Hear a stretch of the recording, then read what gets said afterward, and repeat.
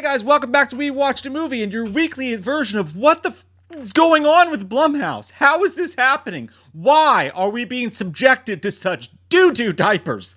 I swear to goodness, this was the hardest I've ever been. This is the hardest I've ever had to try to stay in a movie theater. And it was for you guys, but I am so done. I'm so done. There will be spoilers at the end of this with plenty of warning, so don't worry. But much like with Night Swim, trust me, you don't need to worry about it.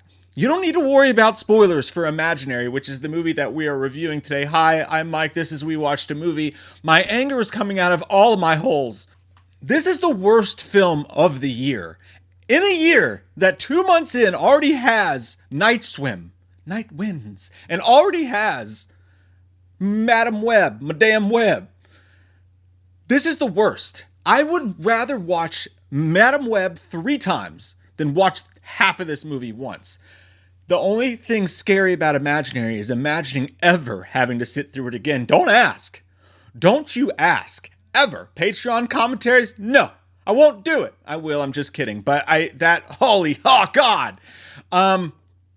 I gotta calm down so that I can exactly explain to you why. Look, it makes no sense that this movie is. By the way, it's directed by Jeff Wadlow. And buddy, you gotta stop. You have to stop now, Mac. This is a guy who works with Blumhouse a lot. Truth or Dare was his movie. This Truth or Dare is not the worst time you can have in your life watching a horror movie. I wouldn't call it good by any means, but you could definitely do worse. You know what I'm saying? Fantasy Island. I didn't even watch that piece of crap. I didn't need to. I saw the trailer. He's directed, and now he directed Kick-Ass 2, which I remember nothing about. Cry Wolf, I don't know.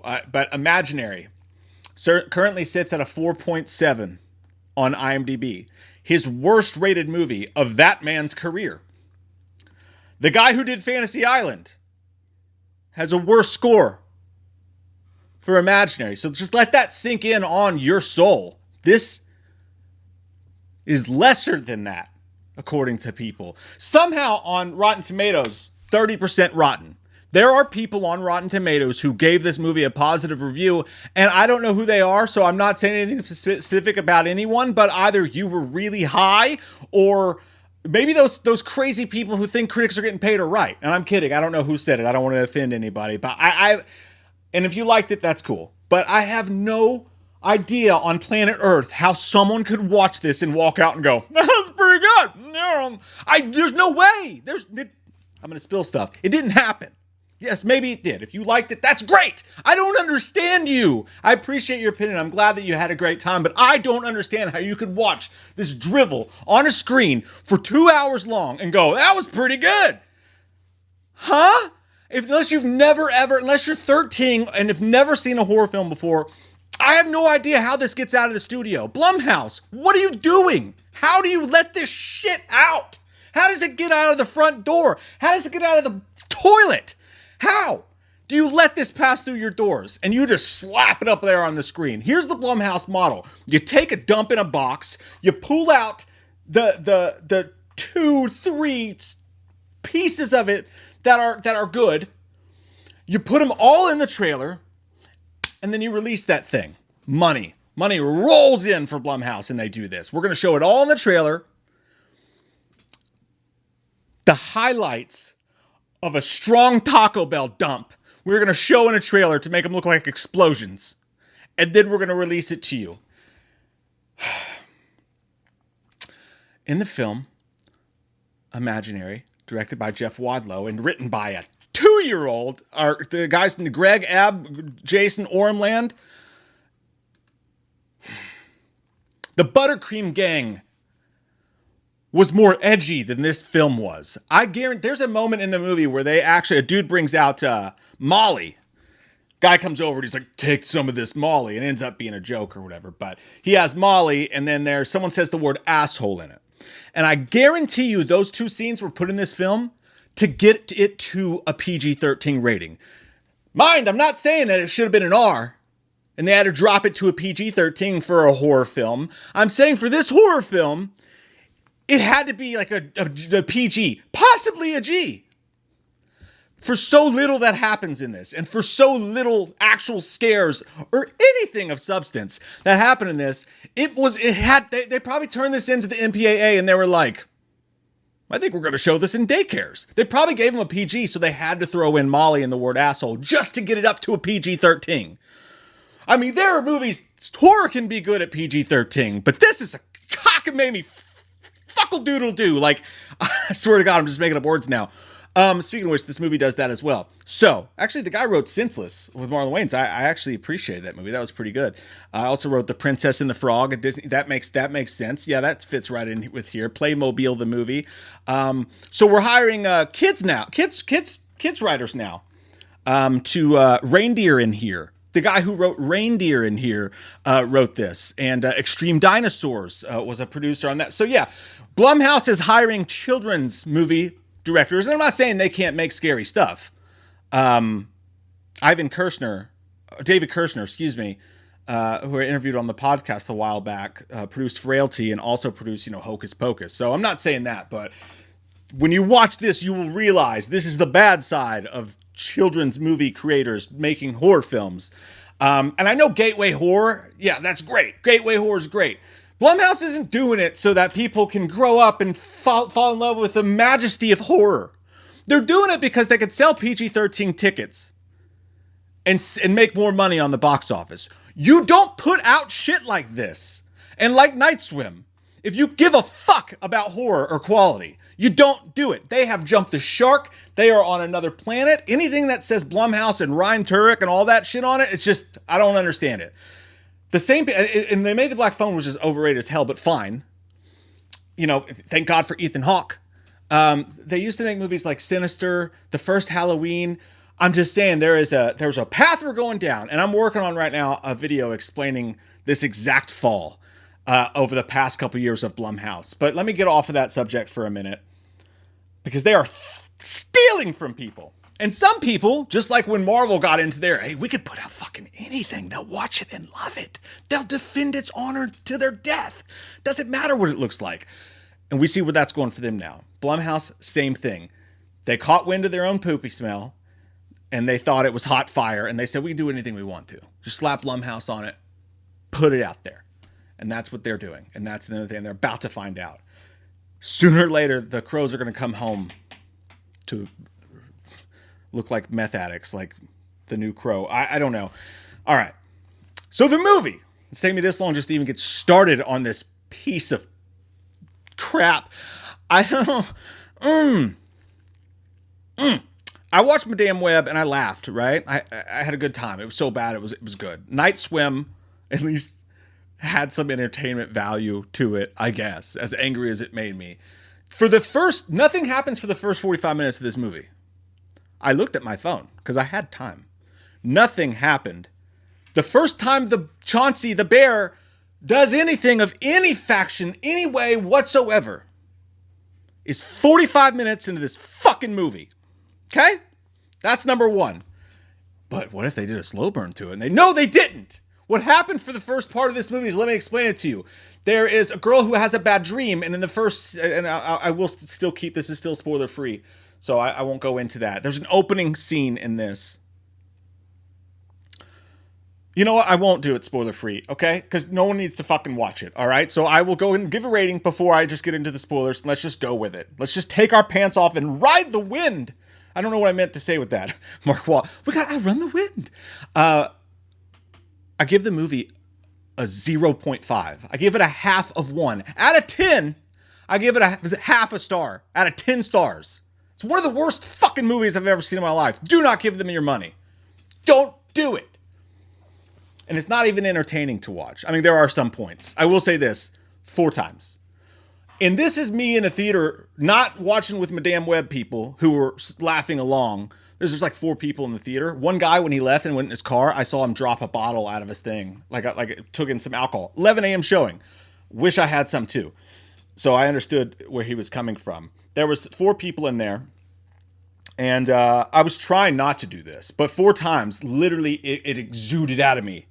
Now I was sitting there going, oh, God. Like I wanted to rip my skin off. But 4 times I literally had a like laugh out loud moment. Like I couldn't control it. I actually felt guilty for it. This wasn't me trying to. So apart from that, and just some, it's just hilariously awful fucking writing and acting and everything else. It's just bad. It's just boring. The first half of the film, all they do is this girl just talks about her feelings, and the kids talk about their feelings, and not like an interesting, horror, trauma building, all that stuff. Like not in like an emotionally connective way, in an AI speedway fucking hot dog value way, like a children's book. I don't know how else to explain it when they describe what they've gone. I had a rough childhood, and it made me sad. My dad was mean, and I got these burns. I got these burns from it. And that's the thing. And then there's the imaginary bear, right? And you saw in the trailer, there's an imaginary bear. I still haven't gotten into spoiler territory. There's the imaginary thing, right? The kid has an imaginary friend, and things get bad, right? They explain that for fucking 2 hours. Every 5 seconds. She has an imaginary friend. And it could be bad. They bring in a therapist. I think the relationship with your imaginary friend could be bad. The boyfriend, the main girl in it is an artist, by the way. Like they are in all these. She's an artist who writes children's books because nobody in these movies works at fucking Speedway where they make the hot dogs. All right. In these movies, they always have some crazy outlandish job or whatever. The boyfriend, and I swear to God, I don't know if he is or not. I'm not even going to look because it would be hilarious if he is. I will shit my pants and laugh if the boyfriend, the guy's name is Tom Payne. Please tell me he's the fry cook from Clerks 2, who is like, she has a pussy troll named Pillow Pants, and he'll bite it off if I put it in. Randall. He looks and acts just like that. Is that him? Please tell me that's him. Tom Payne. Not him. Nope. It's if he was trying to be a hipster, and like if he was pretending he was a serious guitar player for Imagine Dragons, the guy from Clerks 2 was doing that, that would be who this guy is. His job in the movie is to go, it's okay, honey. We'll move into your new house. All right. And then they're like, oh, he's a rock star. He's got to go on tours. Like, of course he's a fucking rock star. Of course he is. The guy looks like he plays bass for Philip Phillips. But yeah, of course he's a rock star because in these movies, they're always crap like that. So he has to leave his 2 kids with their new stepmom and go on tour just to get him out of the picture. All he's doing while he's there anyway is like being just like, I'm the best doting daddy and boyfriend ever. Ha ha! Pillow Pants McGee! And like just floating out of the picture. Just completely useless fucking character. Doesn't even... Alright, now we're into spoilers. Doesn't even fucking die. Because you know what? Nobody fucking dies. One person dies in this fucking movie. One. And it's off screen. You don't see it. You don't even see it happen. So... anyways, I'm getting lost. This is just, my brain is mush. It's lasagna that a hobo pissed on after watching that movie. So yeah, they move.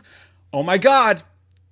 She's having bad dreams in the beginning of the movie. And you know it's going to be a piece of hot shit when as soon as the movie starts, the guy chasing her turns into a giant CGI spider and it literally looks like a cartoon. It looks like a fucking G.I. Joe, real monsters, mishmash, live action, CW budget spider that goes boogity boogity boo, and then she fucking wakes up. Like the shitty jump scare is not even a real jump scare, it's a dream. And she's like, I've been having these bad dreams, and he wakes up and he's like, well, sweetheart, we should move into your dad's place. I love you. Ha ha, Pillow Pants. Runs off screen. I love the Transformers, Randall. And then we find out that he has 2 stepkids, and she's trying to make them love her, but the teenager just won't get on the program. But the little girl's cute, and she's like, I'm cool with it or whatever. I'm all right. So they move into the new house, because you know what happens when you move into a new house in a horror movie? The teenager hates it, and she hates the stepmom. You're not my mother, she screams. They move, and she's angry, and she's all listening to like top 40 angry song singer pop in her room while she's on her phone. And there's a cute boy who lives next door, because of course there is. And then the little girl finds a bear because, by the way, the mom's literally in the middle of playing hide and seek with the kid because the dad's on tour, with the fucking Kings of Leon or whatever. And she's literally on the, like, playing hide and seek with this tiny little girl, and then gets a phone call and just fucking dips outside. So the little girl goes downstairs and she finds the stupid fucking bear. So she finds the stupid fucking bear in the vent, and like immediately is just like talking for it. And she's like, hey, you want to go get some spaghetti? I'd love to go get some spaghetti. So they go upstairs. And then we have to watch this little girl play with this fucking bear for another 40 minutes because we don't. It's so complicated. They have to spend 40 minutes showing her playing with the bear because we understand that it's her fucking bear, and she's making noises for it, and she loves it. And we've seen Ted. Okay, we've seen all this shit before. And then after that, I'm so sweaty right now, you guys. I'm so sweaty. She starts to do evil stuff. By the way, the stuff in the trailer. They make the scavenger hunt list, and it's like something to hurt yourself with. And she goes and gets a thing. And I'm telling you, this is like an hour and a half into the fucking movie. I swear to God. And then once they're like, oh my God, it's evil, we should call the therapist. And the therapist comes over, and here's the gigantic twist of it all, you guys. Are you ready for this? This movie thought it was so fucking clever. So fucking clever. I mean, it was like, dun-dun-dun, fucking, it thought it was The Sixth Sense. The big twist in the whole movie, okay, is that the stepmom sees the bear, and the little girl sees the bear, and we see the bear, which doesn't do anything at all up to this point, except for the exact, what looked like a kill scene you saw in the trailer when the douchebag kid goes upstairs, and it pops out literally the whole scene. You saw it in the trailer, and it's the only thing that has happened up to this point in the film. That's it. That's all of it. Until we get to the end twist of the film. Before the end set of the film, which gets really goddamn Harry Potter fuckariah. So, the big twist of the film is after we've seen the bear, she shows her the camera because she films little kids as she talks to them. The therapist does. She shows her the camera, and the bear's not there. And she's like, what bear are you talking about? But the mom and the kid sees the bear because the mom came from here. And she was haunted by the bear when she was a kid. And the bear waited for her, and it sucked on all the imagery, the imagination out of her, because it feeds on imagination. Because they go see the old lady who lives next door, who's super obsessed and weird and just like terrible at acting. And I'm sorry, old lady, but Jesus Christ. And then she sees everything, and she writes fiction books about it. And she's been sitting over there in her house the entire time writing all these fiction books about what happened to her when she was a little kid, because a demonic entity named I gotta write it down. A demonic, I'm having a fucking stroke, man. The El Cuco. The Spanish used to call them the El fucking Cuco. Remember Wolverine Origins when he's like, Cuckoo got screwed? We got fucking screwed by the El Cuco. The old lady's like, yeah, the Spanish call them the El Cuco, and they're demons who latch on to little kids' imaginations, and sometimes kids go missing. And this therapist is like, check out this video of this kid. He went missing. And I'm like, Jesus Christ, this is what, with the Blumhouse film, they're going to do it. There's either going to be some character who comes out of the woods like, I know exactly what's going on, and I'm here to help you solve it. Or they just go on fucking Google or to like a library, and they're like, oh, this house was haunted by the pool. You know, all that shit. Every fucking time. This movie does both of those things. Two things at once. So the old lady who's weird as shit comes over, and the big twist is, and man, this director thought he had fire in his fucking snout, is that the bear isn't real. No one else can see the bear. And here's why that's fucking stupid. You know why? Because it doesn't change the plot of the movie at all. It's not a twist if it literally doesn't change anything. All it means is that, hey, also, nobody sees it but you. That's not a twist. Nobody cares. It doesn't change a fucking thing. The old lady comes over the house. They decide that the little girl goes missing, right? The little girl goes missing. And then they decide that, they find the vent that it was supposed to be in. And the girl starts to remember that this happened to her when she was a kid. So they do their own scavenger hunt to get the shit together. She stabs herself with some scissors because it's got to do something painful. Then she flies into the dream world, and we literally go into this Alice in Wonderland territory of nothing but imagination. And it's really just one fucking room, one hallway, because they actually can't afford anything. But like the Bill and Ted version of hell was 10 times scarier and cooler than this place. It was just a fucking mansion with a blue light on it. That was fucking it. That was the whole special. Wow, we're in Alice in Wonderland. It was more like Wayne's World. We're in Delaware. That's what it felt like when they were doing it.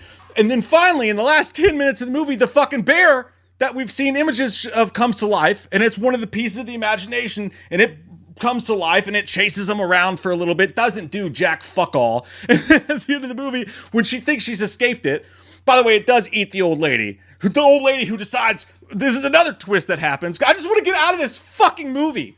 I want to get out of this fucking theater. Please stop adding story to this non-fucking story. The old lady's like, no, I've locked the trap door because now I can have the imagination land I've always wanted in my books. Ha ha! And then immediately the bear's like, fuck you, bitch. The bear pops out, grabs her, sucks her behind the door, and then blood comes under the door. Bear eats the old lady.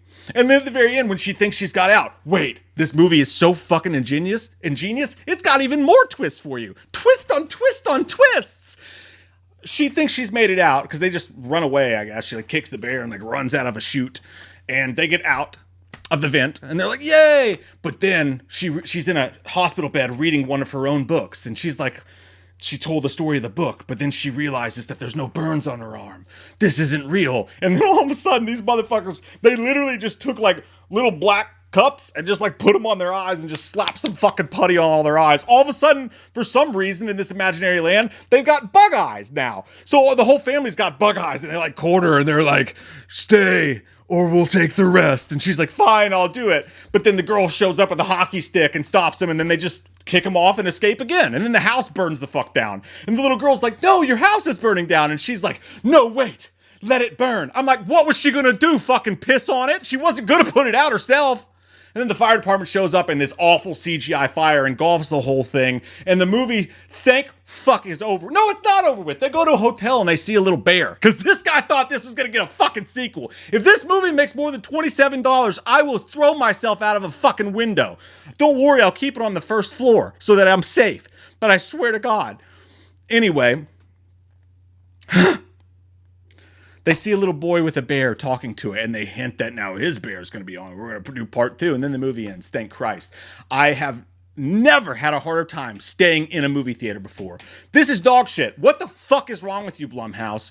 The fact that people accept this is just a shame, and you're going to kill horror if you keep this dog shit up. That's my review of Imaginary. I hope you guys have a wonderful day. We have a Patreon stream Saturday night at 9 p.m. if you want to do happy things together. There's a link down below. You can try it for free. Love your fucking faces. Have a great day. Fuck. Here comes that white-faced fucker, an asshole like no other. He's a big old piece of shit. Wants to stab your sister's tits cause he's a white-faced fucker. Loomis can't recover. Dr. Challenge drunk again. Sleeping with your sister's friends. Do you want to know about the darkness? I said, God damn. Halloween never ends, suck my fucking dick, and I don't really care what Blumhouse fucking says. Put him in a box or suck a fucking cock. You can say he's dead, but we all know he's not, yeah. So let's go trick-or-treating, let's go fucking drinking, let's all go rent Pumpkinhead on VHS.